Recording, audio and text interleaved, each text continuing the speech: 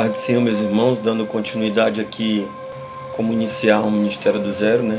Eu quero ler uma passagem bíblica que se encontra aqui no Lucas, capítulo de número 22 e o versículo de número 31, 32, 33 e o 34.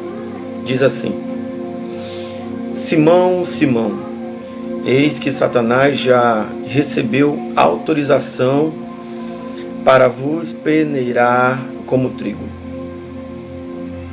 Eu, entretanto, roguei por ti, para que a tua fé não se esgote.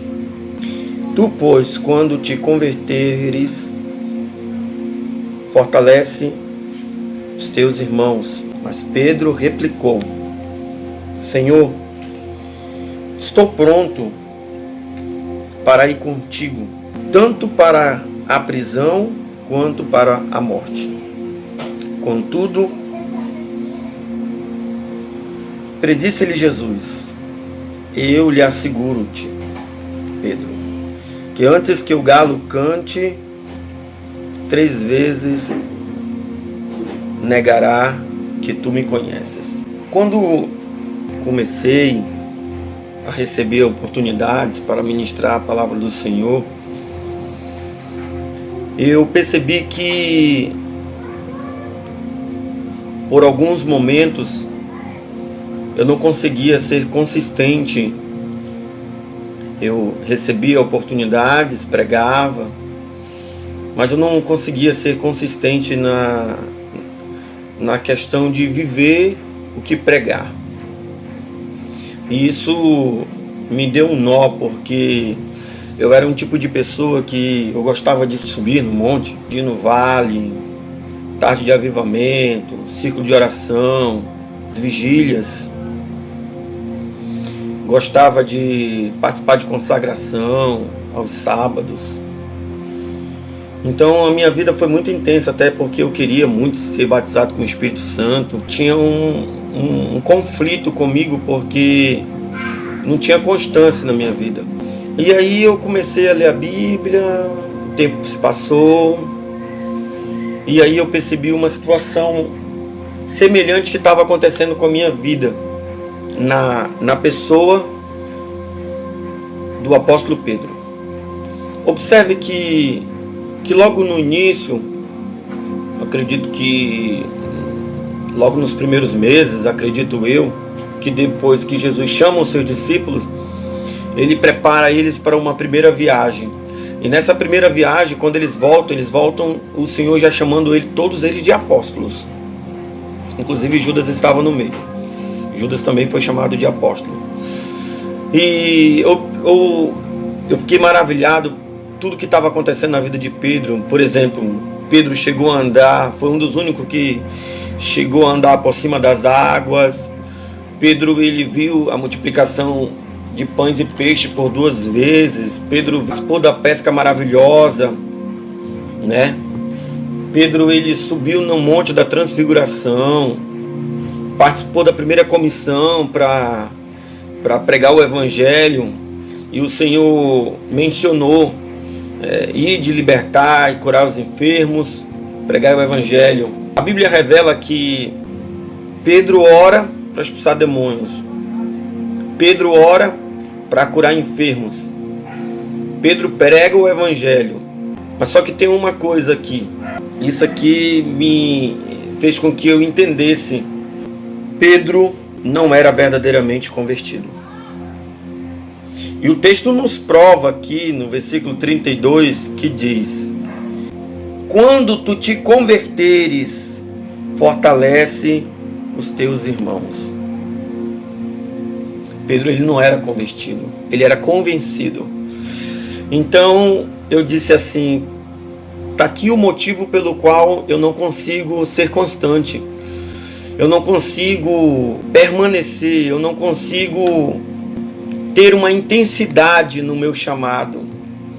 Eu descobri que eu não era convertido, eu era convencido. Pregava, recebi vários convites, orava, pessoas eram curadas, pessoas aceitavam Jesus, mas o motivo pelo qual eu não conseguia permanecer era porque eu não era convertido, eu era convencido. Assim tem muitas pessoas hoje. O seu ministério sempre vai ficar fazendo isso aqui. Você vai se levantar, vai cair, vai levantar, vai cair, vai levantar, vai cair. Por quê? Eles são convencidos. E tem muitas pessoas que se enganam, acham que o dom vai salvar elas. A falta de caráter dela vai fazer com que a sua vida, nem a sua própria vida, nem a sua própria alma vai ser salva. No livro de Mateus, capítulo 7, versículo de número 22 e 23. 22 diz assim: E muitos me dirão naquele dia: Senhor, Senhor, em teu nome nós profetizamos, em teu nome nós expulsamos demônios, não em teu nome não realizamos muitos milagres? Declararei abertamente: Nunca vos conheci, afastai-vos de mim, vós que praticais a iniquidade. Não é por isso que o ministério de muitas pessoas não avança, não cresce, não desenvolve, por conta de viver uma vida de dupla personalidade. No altar é uma coisa, mas na sua vida, quando ele está só, é outra coisa. Quando ele está fora do altar, é um tipo de pessoa que não sai da pornografia, que não para de mentir. Então ele vive uma vida de dupla personalidade. Ele não consegue ser constante, porque a força do pecado ainda impera sobre a vida dele, domina, controla ele. O motivo pelo qual muitas pessoas não conseguem avançar no seu ministério, não conseguem desenvolver o seu ministério, é porque não estão convertidos, estão convencidos. Então, enquanto nós vivemos uma vida convencido e não convertido, a nossa vida vai permanecer a mesma. Vamos trair a Jesus. Quem é casado vai trair o seu cônjuge, vai mentir para os filhos, vai viver uma vida de dupla personalidade. Lá no altar vai ser uma bênção, vai cair fogo do céu, Deus vai usar. No nome do Senhor Jesus tu vai poder fazer muitas coisas, mas quando tu sair do altar, tu vai voltar para a mesma vida. A vida de pecado, a vida de mentira, a vida de engano, a vida de uma aparência. Nós podemos enganar quem quer que seja, mas a gente não vamos conseguir enganar o Espírito Santo de Deus. Nós não vamos enganar nós mesmos. E nós não vamos enganar os demônios. Por quê? Porque nós vivemos uma vida de farsa. Então, nós só vamos poder de fato exercer um chamado de verdade se nós nos convertermos de verdade. Se converter, Pedro, quando tu te converteres, aí sim tu vai poder ser exemplo. Aí sim tu vai poder fazer com que você possa ajudar os teus irmãos. Percebe-se que Pedro, ele não tinha certeza, convicção da sua salvação. Tanto é que quando Jesus é preso, a Bíblia vai dizer que ele negou Jesus por 3 vezes.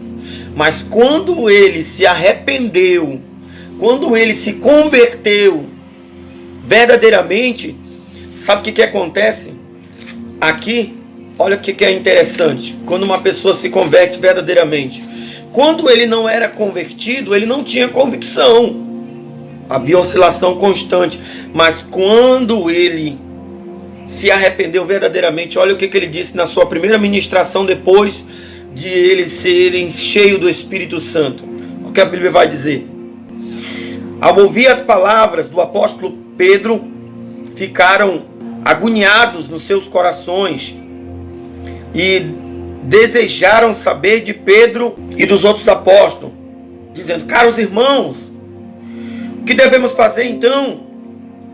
A Bíblia vai dizer que então o apóstolo Pedro orienta-lhes com convicção, com certeza: arrependei-vos e cada um de vocês seja batizado no nome de Jesus Cristo para o perdão dos vossos pecados, e recebereis o dom do Espírito de Deus. Quando agora Pedro verdadeiramente estava convertido, então ele tinha autoridade agora para dizer: esse caminho eu conheço, esse trajeto eu conheço, eu já passei, eu já fui um crente que não era convertido, eu era convencido, agora eu estou convertido, então eu tenho a receita para vocês agora: arrependei-vos e se convertei-vos, e os vossos pecados serão perdoados. Eu quero orar por você. Senhor, nosso Deus e nosso Pai, aqui eu estou orando por essa pessoa. Perdoe os seus pecados. Escreve o seu nome no livro da vida. Inicia, Senhor, uma nova história para a vida dele, para a vida dela. Restaura o seu lar, restaura o seu chamado, restaura o seu caráter. Em nome de Jesus. Fica com Deus. A paz do Senhor Jesus.